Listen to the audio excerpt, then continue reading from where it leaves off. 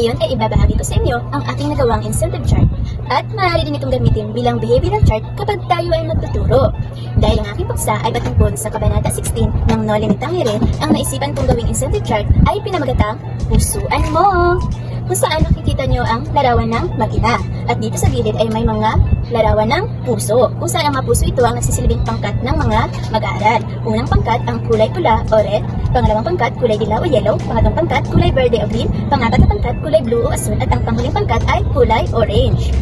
Ang mechanics sa incentive chart na ito ay kung ang bawat pangkat ay nakilahok at nakasagot sa aking mga katanungan at nakipag-participate sa talakayan, sila ay magkakaroon ng tig-5 puntos. Halimbawa, ang unang pangkat, ang kulay red o pula ay nakilahok at nakasagot sa aking mga katanungan, sila ay magkakaroon ng 5 puntos. At ilalagay ko ito sa larawang ito.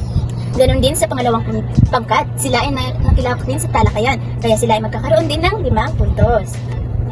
Ganon din sa pangatlong pangkat, ang kulay verde, nakilahok at nakasagot sa talakayan, so magkakaroon din sila ng 5 puntos. At ang pangapat na pangkat ay nakilahok din, 5 puntos. At ang panghuling pangkat, ang kulay orange, ay nakilahok din sa talakayan, kaya sila ay may 5 puntos.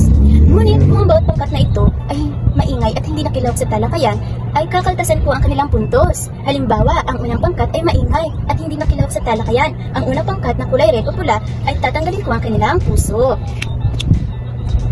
Ayun lamang po, simple lamang ating mechanics. Kaya kung nais mong magkaroon ng maraming puntos, ay kailangan makinig kayo sa aking talakayan at makinig ng mabuti. Yun lamang po, maraming salamat!